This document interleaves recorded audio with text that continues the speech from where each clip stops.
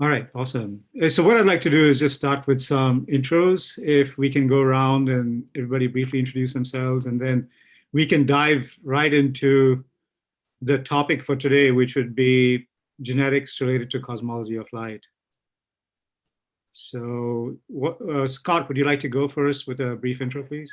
Sure. I'm Scott. I work in marketing, but I also have started an initiative to bring chromotherapy to make it more accessible to people.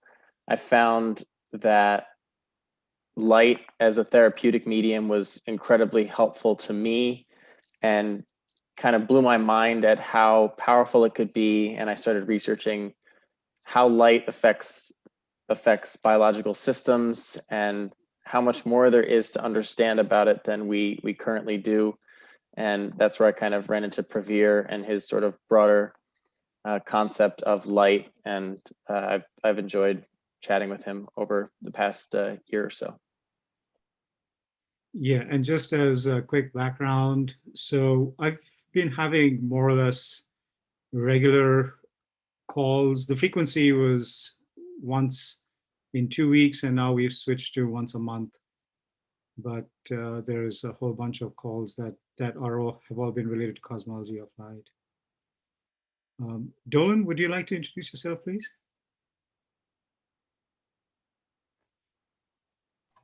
Hi, I'm Dolan, and I'm just over here because I was curious about the topic of the cosmology of light, and also I have a background in microbiology and with molecular biology, and also I'm really interested in this part of the topic where this light workshop involves genetics and cell biology and everything. Great, thank you. Yeah, Cameron, I don't know if you're back yet. Okay, Roger, perhaps you can introduce yourself, please. Yeah, hello, I'm Roger from Southampton, England. I put a lot of things onto the internet about Einstein's unified field theory.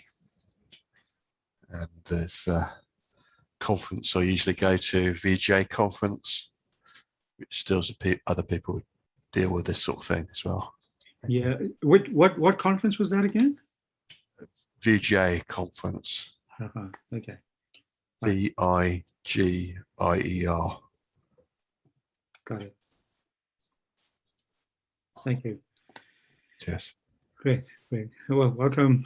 And I'm Praveer. We haven't met before, and I've been very interested in the topic of light, and particularly looking at it from the point of view of what would reality look like if light were to travel at different speeds beyond C. And the approach that I've taken is to imagine different realities that exist at different constant speeds. So if light were to travel infinitely fast, what would that reality look like? If light were projected at speed zero, what would that reality look like?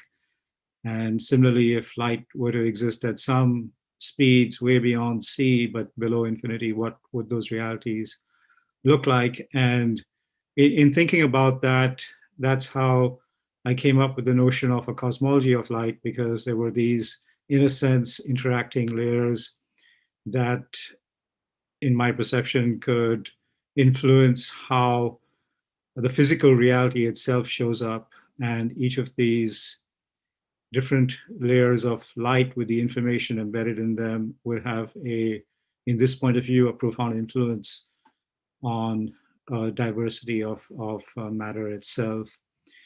And so today we're going to focus on the topic of genetics from the point of view of cosmology of light. And what I'd like to do is, right away get into one of the recommended readings for this. So I'm going to share that screen, and then I'll begin with opening it out to any comments that people have if you've read it. And then we can just go through that brief blog post. And hopefully that will engender a lot of conversation. Does that sound good? Awesome. Thank you. Okay. All right, so let me pull up the screen that I would like to share. And just a second here. Okay, here we go.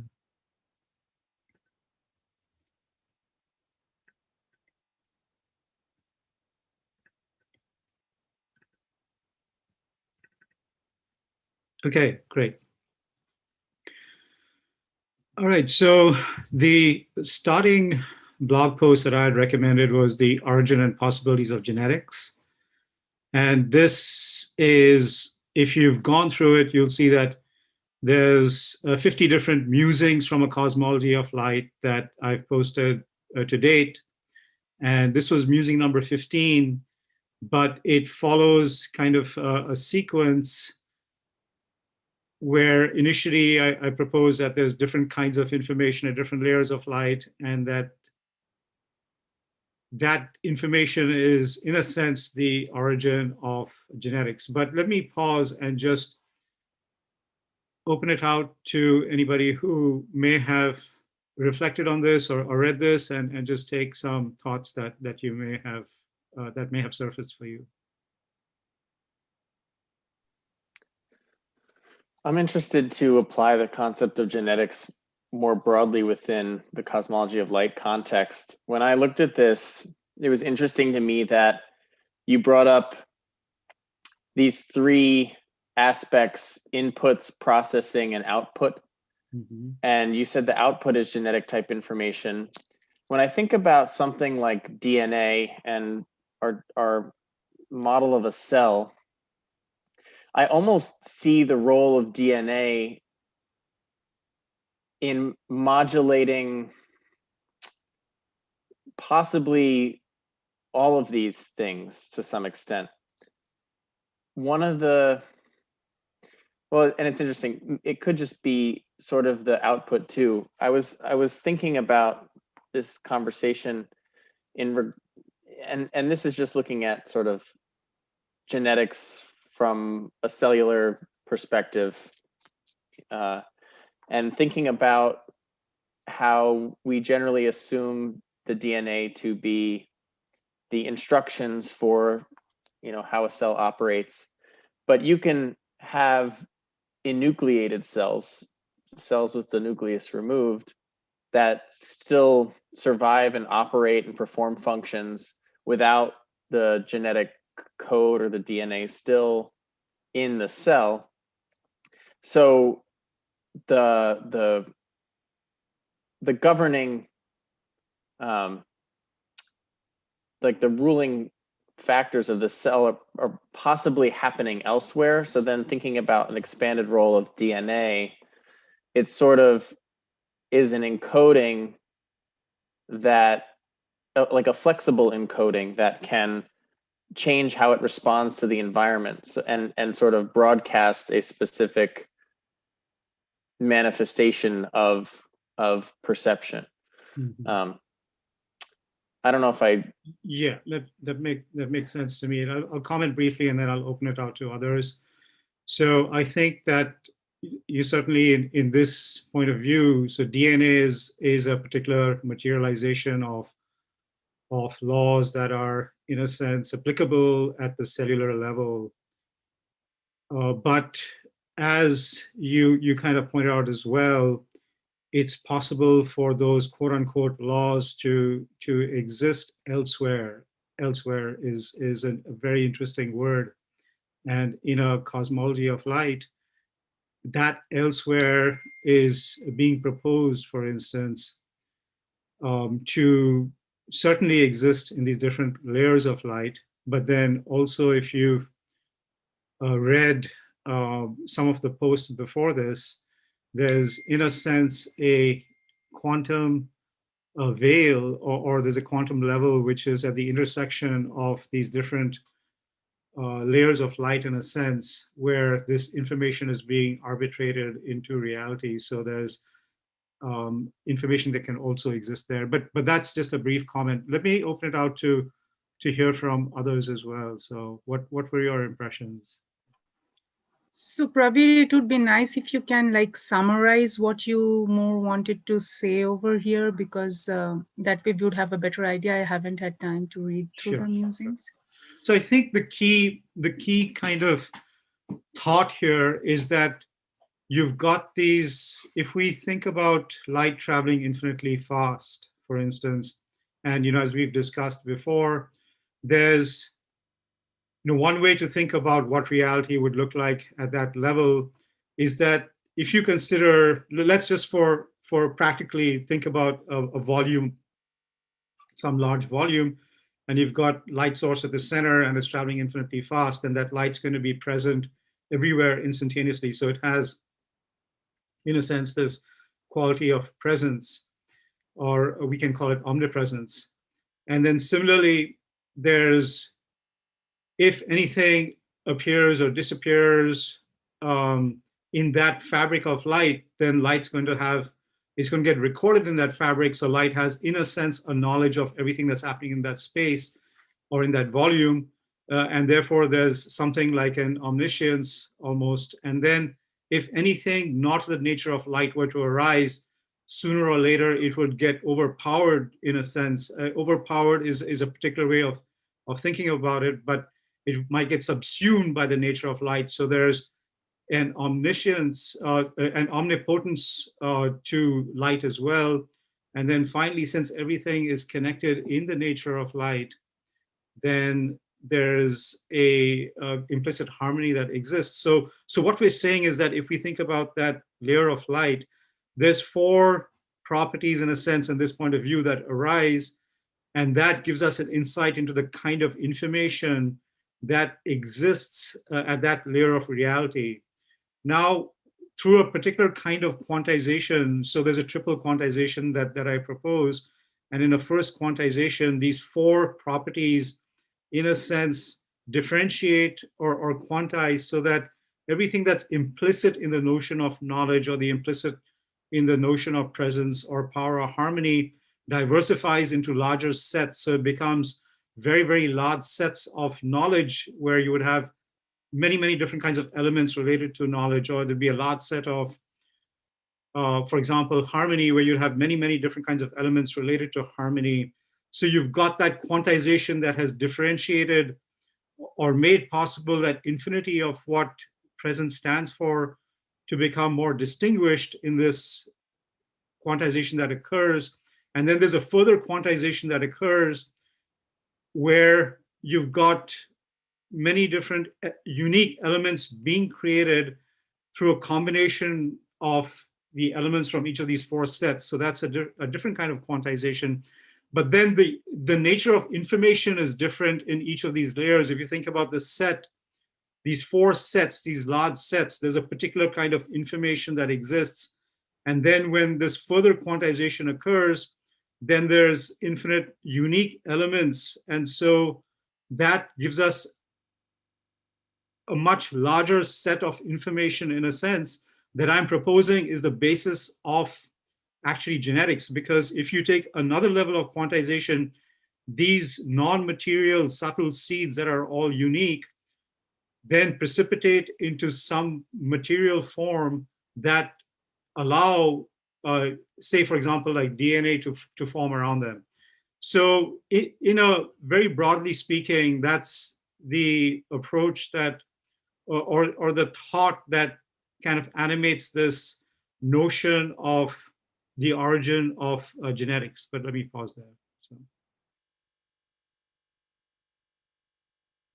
But are there different levels? So you are mentioning there are different levels of reality in creating different levels of light speed in creating different kinds of reality. So do you have any correspondence, like what creates genes and then what is responsible for their transfer process in the RNA and the proteins and ultimately the product? So is there any level to that, or you're just putting all that together in one space?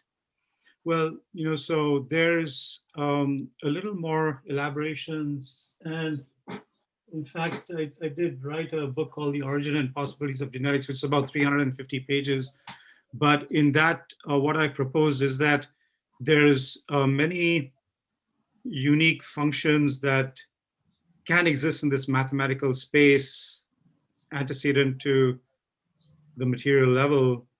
And through a process of arbitration, these become the basis of what we understand as kind of the unique elements that make up a particular kind of gene, for instance.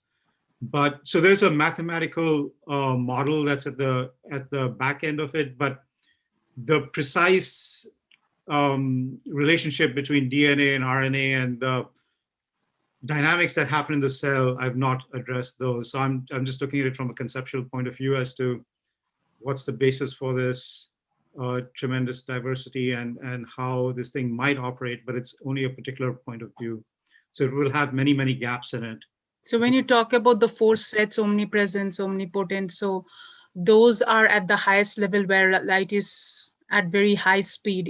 It might be very difficult for at that speed to create the realities of the cells. It might be more towards healing. So as you said, so light has to reduce its speed to be able to create this genetic information, or different speeds, and or are you saying that different speeds of light are involved in creating different types of matter? Like might be something is involved in the creation of the cell, something is involved in the genetic code, or do you have a separate idea about that? No, so I'm just saying there's a unified integrated process, and in that process you have light traveling infinitely fast, that's the source, and then there's a precipitation that would quantize information in that infinite layer into other kinds of more perceivable sets of information.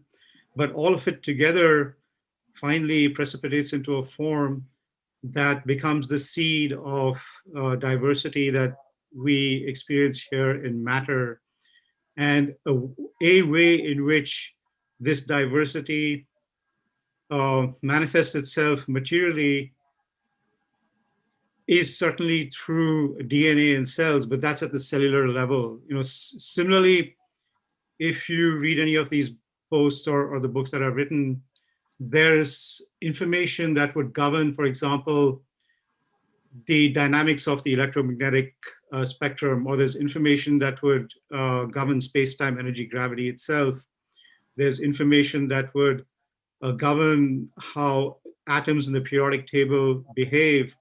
And these are all the same kinds of root information, but materializes differently depending on the level of matter or life that is manifesting. So at the cellular level, there's a more determined, visible, studied approach that we recognize, for example, as DNA and the different dynamics that happen in cells. We've studied that.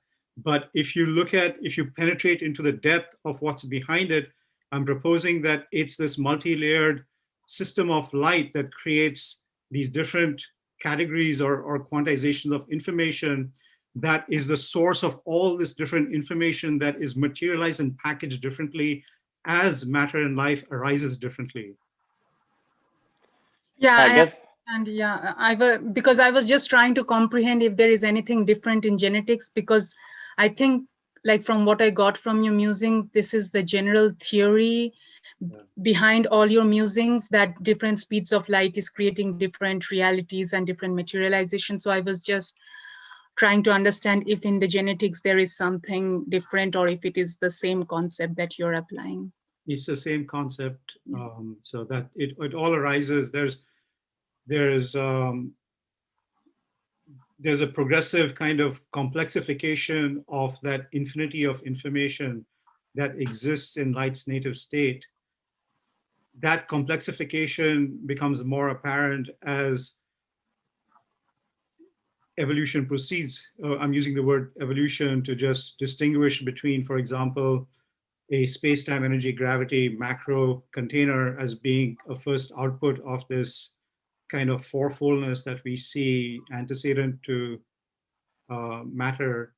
And then there's a further level of complexification that occurs when particles, quantum particles manifest, and those quantum particles have materialized more of that fourfoldness.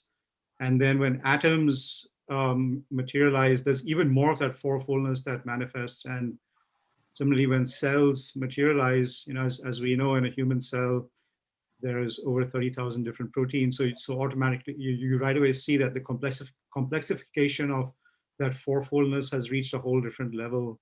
And then when cells combine together, that complexification becomes even way more, so that we have the incredible diversity that we experience around us. But it all traces back to unique function from this kind of perspective. So I think where we initially got stuck here was just in the limitations of language. When we think of genetics, we think of them as instructions for life. But in this larger concept in the cosmology of light, genetics really becomes a template for any kind of quantized information at many different levels for many different manifestations or processes, whether that is at the level of cells and DNA, or that's at the level of quantum particles, or at the level of electromagnetism and photons and how those come into manifestation, or even the way that there's a set of rules for realms where light is traveling differently that possibly we don't even have a real conceptual basis for too. Those are all, in a sense, forms of this concept of genetics and the cosmology of light, if I'm understanding that correctly. Yes, correct. That's right. And so I just call it like genetic type information to, rather than genetics, I just say genetic type information to distinguish that, yes, when we talk about genetics, we're talking about the cellular level. But when we talk about something that's similar to genetics before the cell arose, it's just referred to as genetic type information in kind of this cosmology of light to distinguish between the different categories. But you're absolutely right. So it's that root idea that's kind of materializing at all these levels. Yeah. Let's hear from Roger and Cameron.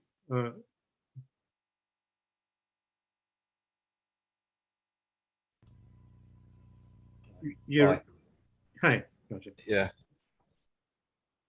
Well, electromagnetic radiation would have an effect on genes from my point of view, but I get a bit lost in these things because I've been to talks where they think that you can have nuclear reactions as well as chemical reactions going on when there's life.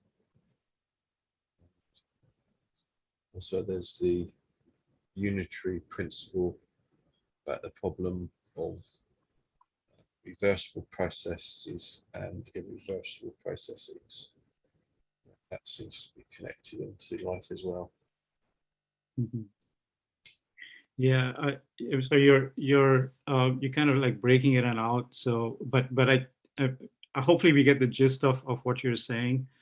But yes, there were a few different thoughts in there, but one of them is that the electromagnetic radiation has an influence on chemical reactions and what's going on in the cell. If I caught you correctly. Yeah. Right. Okay. Yes. Oh, much better, by the way. Okay. Yeah. I didn't have a mic there. Sorry. Yeah. Oh yeah. Would you mind just kind of saying again what you said so that for everyone's benefit? Thank you. Okay. So I've been to talks where they talk about in life processes is that electromagnetic radiation such as affecting nuclear processes as well as chemical processes, and so plants and so forth might kind of like nuclear reactors in a sort of way. So you're transmuting from one element to another, and that is sort of what the life processes is. And when that stops, and when those nuclear reactions stop, then that's when it dies. And then on the other thing, there's a thing called the Unitary principle, where you sort of worry about the difference between reversible processes and irreversible processes. That's as far as I've been able to get on these things. Yeah, yeah. Okay, great. So, yeah, I'd love you to say more about the unitary principle, but let me just relate the life principle back to the cosmology of light. So I think that makes a lot of sense that, so long as there is this kind of transmutation or this activity that's going on where, whether it's due to electromagnetic radiation or there's changes at the nuclear level or chemical level, and there's these reactions that are propagated, that in a sense is what life is. There's this process in which it's constantly changing. And in a certain sense, from a cosmology of light point of view, one might be able to say that there's this constant arbitration that's required, arbitration between these different levels in order for life to continue in the way that we recognize life broadly. And that may have many kind of like physical markers by which we recognize that things are happening. And a physical marker could be, yes, there's particular kinds of nuclear reactions and there's particular kind of chemical reactions. But behind it is, in this point of view, this arbitration of possibility due to many inputs, both at the level of, say, at that nuclear strata or the chemical strata, but there's also stuff that's antecedent, or there's other influences that are constantly there that in a sense can be kind of directed may be a strong word, but certainly influenced, based on a level of consciousness or what might be going on. Earlier Dolian referred to a process of healing, for instance, that might be precipitated, if I understood correctly, if we were able to take dynamics of light traveling infinitely fast and make it relevant to something happening, say, when light travels at 186,000 miles per second. I do believe that that's possible, even though we may scientifically not have kind of actually figured out precisely how that works. But to me, that's all kind of like what life is. I mean, there's these different layers that arbitrate it. But can you say some more about the unitary principle and the reversible and irreversible processes as you see it? Yeah. Well, I got that from a person called Lancelot Law White. And when I was studying the history around Einstein's unified field theory, he was sort of like one of the scientists associated with that. And he was trying to come up with unified field theory based upon that problem of some processes are reversible. You can reverse some chemical reactions, and other processes are not reversible. And that sort of gives you the arrow of time.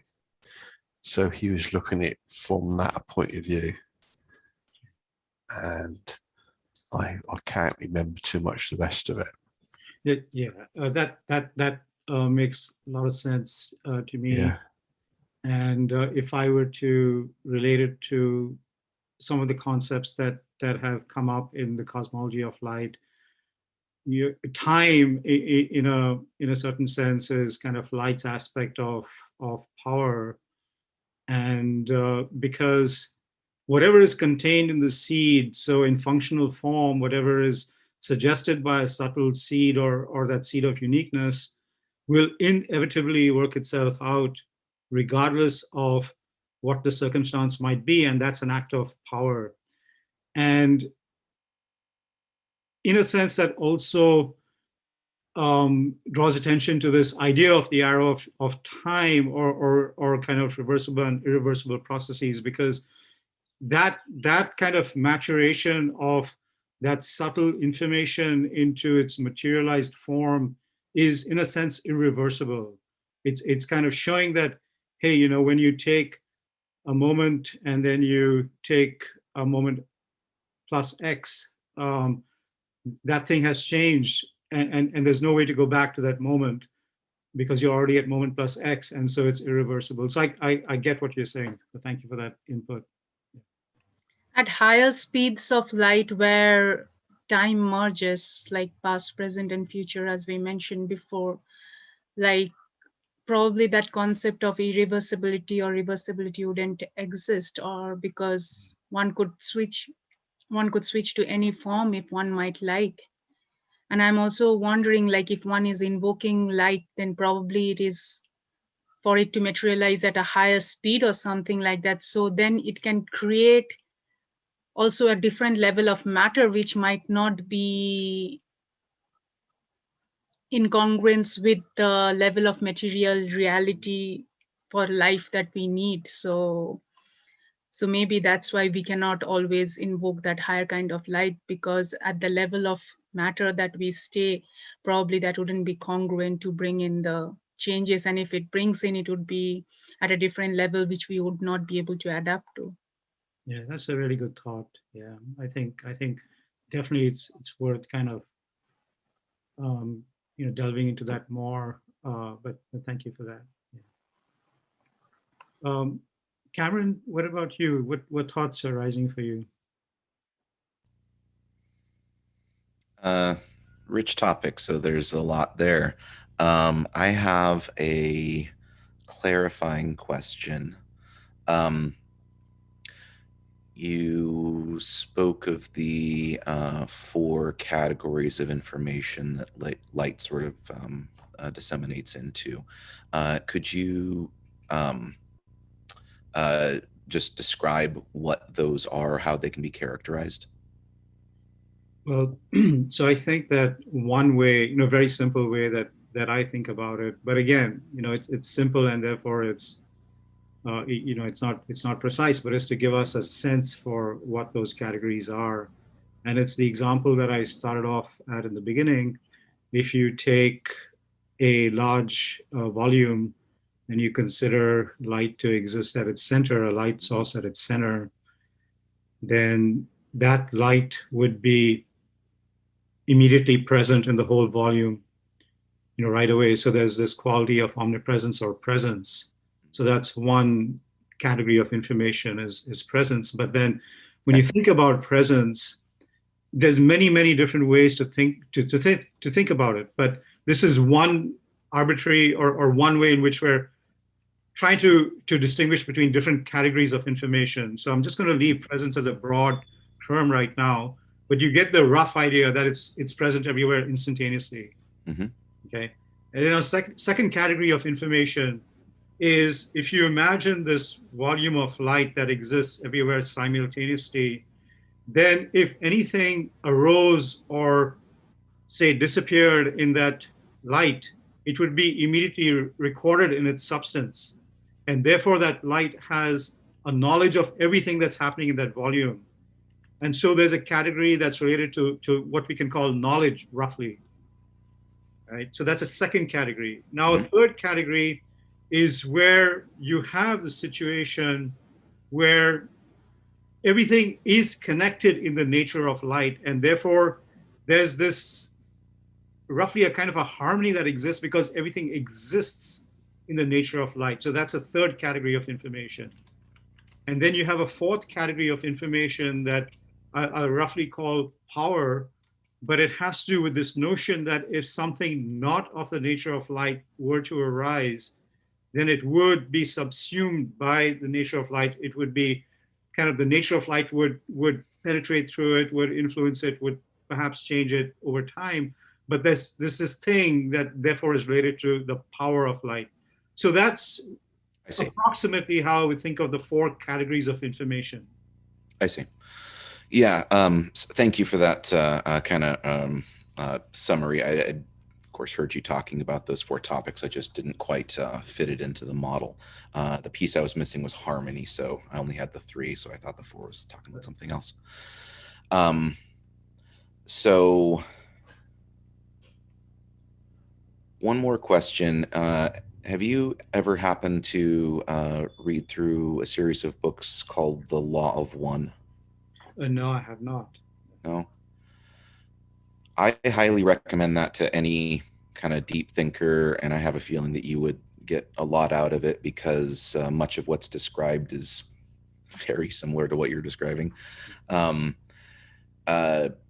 Slightly different topic, not exactly associated with that book series, but what this makes me think of is the structure of DNA, right? And that's mirrored in the kind of fourfold principle that you're describing, right? We have 4 base pairs in our DNA code, which combine to form codons, right? It's a set of 3 of those base pairs.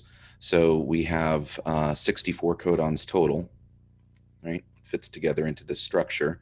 And that structure is reflected in the I Ching, ancient Chinese system, right? You have 6 lines in a hexagram symbol. So you have 3 pairs of 2, and they can be, it's binary, yin or yang, 0 or 1, right? So you have 4 possible combinations of these 2 lines, and then combines to form that. Yeah, I didn't describe that very well, but hopefully the idea at least translated. The idea. Yeah. And I've seen the picture of what you're talking about, where you have these kind of, like, you call them hexagrams or so, those 6-line structures that are kind of on the periphery of a shape, like a octagon, something like that. So I get the picture of what you're talking about. Yeah.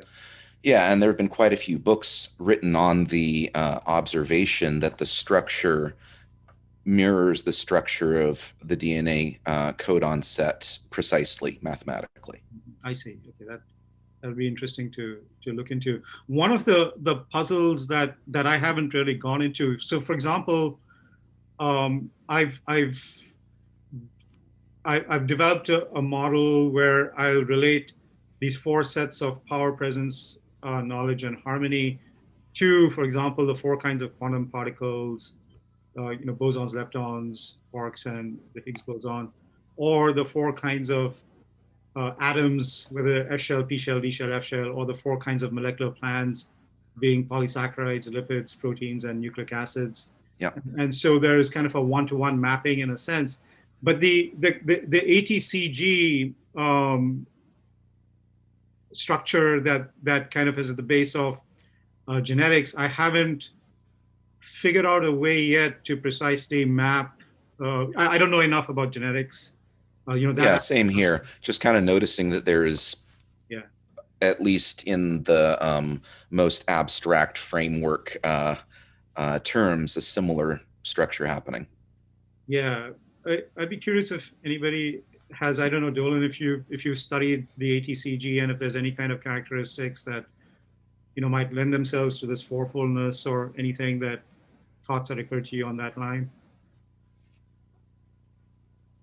I don't know, because I'm still like trying to capture, because A and T are linked by 2 base pairs, and then G and C by 3. So I'm trying to wrap my head around this 4. Maybe there are some links, but at this moment, nothing is coming to my mind. Because there are different structures, and then if wherever they're linked by 2 and wherever they're linked by 3, if there is some changes over there, then mutations happen and breakage happens if there is a weak bonding between the G and C base pairs, sometimes 3, and therefore G and C, because they're linked by 3, are more stronger. So I'm still wrapping my head around what Cameron has been mentioning. And I haven't read that book, so if I had read that book, probably I could have gotten a better idea. I don't remember the book title. I'll find it and put it in the chat.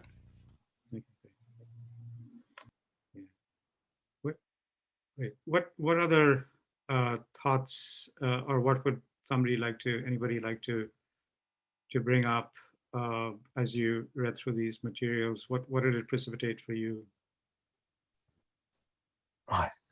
Yeah, Raja. Hi. I think what was being referred to was the book, which is by a UFO contactee. And I tend to ignore things from that because it's difficult to get that as a reference published in a science paper. Yeah. They sort of like reject things like that straight out the referees. So unfortunately, I don't sort of read those sort of things too much. But unfortunately, when you get into the unified field theory, it does take you into some strange places, such as that. Yeah, I would love to hear a little more. So you mentioned that you've done work or you've focused on Einstein's unified field theory, or you've done something related to that. And I can you say a little more about that? Yeah, I found on the history of physics, what happened was that Einstein came up with the theory of relativity, and so he was sort of a superstar in the media for a time. And then came the quantum revolution, which was backed by Heisenberg and Niels Bohr, and Einstein was opposed to that. And so Einstein had a big argument with Niels Bohr, and Einstein said something like, God does not play dice with the universe. And Niels Bohr's comeback was, Einstein stopped telling God what to do. And so basically, the mainstream physics community went with Niels Bohr, and they were studying quantum physics, and they ignored what Einstein was doing. He was doing research into unified field theory. And so there was a group of scientists with Einstein on the unified field theory, and most of that just gets ignored by the mainstream. And so that's the sort of thing I've been studying. And eventually I found that there's this conference where these scientists do talk about this, what is alternative physics to what the mainstream is doing. Yeah, that's very interesting. So what, I mean, it's been like a century, perhaps since, or at least 70 or 80 years since that division took place. Yeah. And there must have been a lot of development by this community in terms of thinking about the unified theory, going down Einstein's kind of intuition or approach. Is there anything that you can share? Because I'm wondering if there's a link with the cosmology of light in general. So I was just curious to try and surface anything like that. So yeah, there's the people get into studying their different sort of subjects on it, and it's international, and they come from Russia and so forth, and some of them have got these strange ideas with the life processes. But my focus has mainly been looking at the historical context of things. And so with the newer things that people are doing, I'm not really so much up on top of it. But you're going back before the pandemic, I think the last conference was 2018, and they were planning on doing another conference in 2020. That fell apart because of the pandemic. And they were supposed to say doing an experiment, the main people leading the conference, and they were going to announce the results at the 2020 conference to the press, but all that seems to have fallen by the way. They're going to prove something from this experiment, but I haven't heard any more since. It's sort of, this pandemic sort of messed up their plans.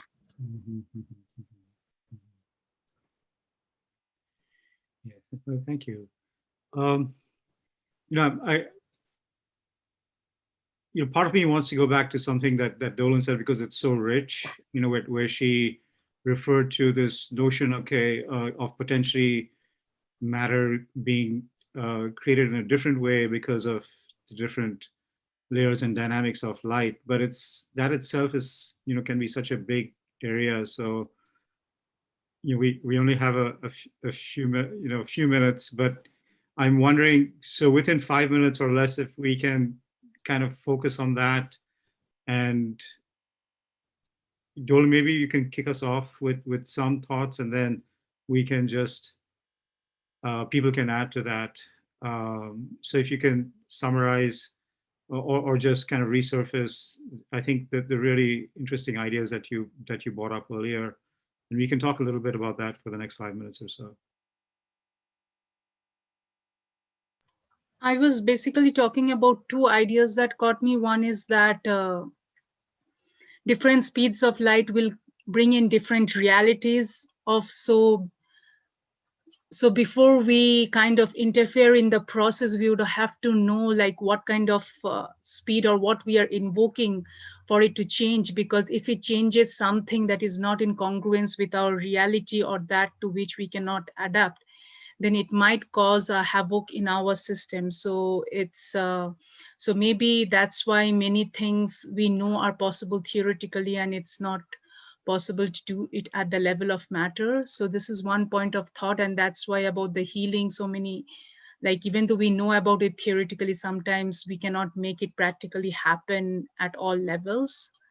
And the second point is because it is creating different kinds of matter and different kinds of realities. So I was just wondering like how the different formations in the cells can be affected by different speeds of light. And I would have liked to have a better view about how the different speeds of light are creating different realities in the cell dynamics.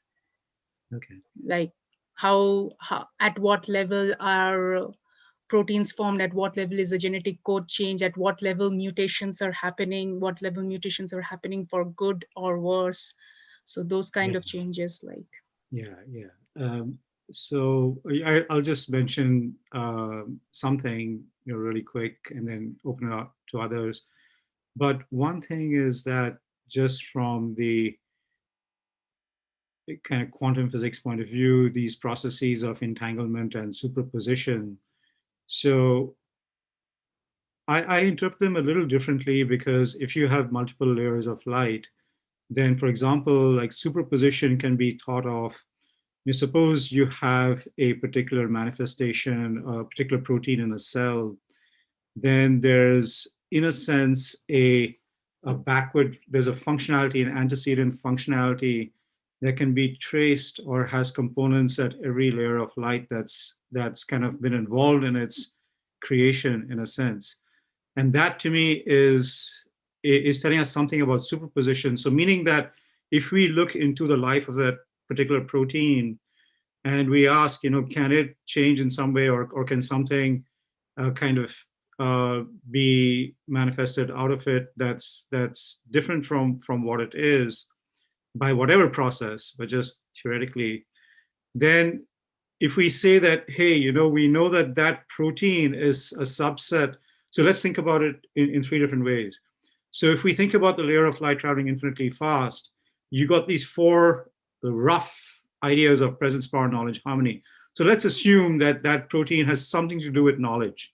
We don't know what, but its origin is something to do with knowledge. And then as that next level of quantization occurs, then you've got knowledge diversifying into an infinite number of elements, practically speaking, related to knowledge.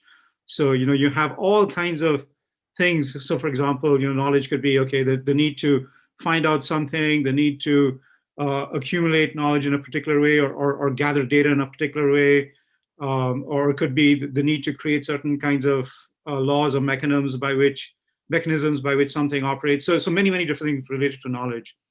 And then similarly, you've got all these different elements related to power, harmony, and presence. And so we could say that that protein has some kind of root in a unique set of elements that emanate from these four large sets of knowledge, presence, power, harmony. So there's a precise functionality that we can attribute mathematically to the protein that is a result of thinking about knowledge, presence, power, harmony as it precipitates in these various quantized forms. And so in that sense, there's this kind of mechanism of superposition where if we knew how, we could, for instance, shift how a protein was behaving or kind of get it to adapt or become something different by allowing that mechanism that would allow some other aspect of knowledge to precipitate into its functioning. For instance, anyway, I'm just giving a rough idea. And then if we think about entanglement, entanglement is another way in which these 4 layers can, I think, materially influence stuff that's happening physically. And even if we think about the protein, we know that there's a precise uniqueness to everything that operates in the cell. That there's like, if you've got 30,000 different proteins, it means that each protein is doing something very specific. It's something unique. And that can only happen if you've got a process of entanglement that's in play to ensure that there's this kind of antecedent knowledge by which the next protein knows that it's not doing what the previous protein is doing. So that to me is a process of entanglement. Anyway, so when I think about how these 4 layers relate, or there's so much work that needs to be done or that can be done, and this is kind of like the tip of the iceberg. So I'm just kind of giving a quick sense of what you're saying and how I see it, in these layers that actually would influence how matter changes or kind of how things might shift from one way of being to another. But that's just a thought. Others? There's a spiritual science set of knowledge that talks about, and I never liked the way that they use this term, but they talk about different levels of reality where we essentially move up and matter becomes less dense, which kind of correlates to light traveling faster and faster. You would think that the matter manifestation in those higher realms would be less dense, to where you would ultimately get to some kind of more purely energetic manifestation of a matter entity or a being, and that we can tap into those, and that we also, as we tap into those levels of self, let's say, that we can have what they determine they call DNA activation, which I never really liked, but it was a, and they also talked about how, only a small fraction of our DNA is determined to be coding, like DNA that codes for proteins. 2 or 3% of it actually codes for proteins. And the other, it's thought that the other 98% or so has a role in epigenetics, what genes get expressed or not. And then there's also linguistic interpretations of the rest of that genetic code and how it affects sort of and modulates information between the environment and the way that our body produces and experiences life. But there's a fun layer here that ties into chromotherapy too, and I actually first came across one of these concepts in looking at neural configurations,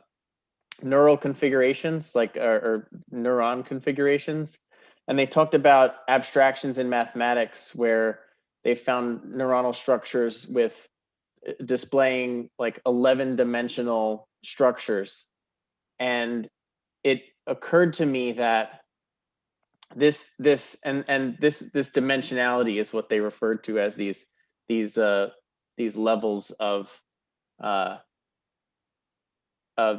consciousness, basically, that are become less dense manifestations of ourselves. So and if you look at a cell and our body's dynamics and the water in our body as a liquid crystal and how that's encasing everything in the cells, intracellular as well. But you can have water encasing DNA, and water structure can get incredibly complicated, especially if you think about it as biological water as a liquid crystal, and you could conceivably configure those into higher dimensional structures as well. And I think this is sort of one of the finest levels by which biological systems, really ourselves, that we can integrate information from those antecedent levels of light as they come down through the water body in our cells. Interesting. Thank you. Yeah, I'm going to stop the recording because we've kind of crossed the 1 hour, and then we can, if anybody has time, we can just chit chat a little bit. Okay, so.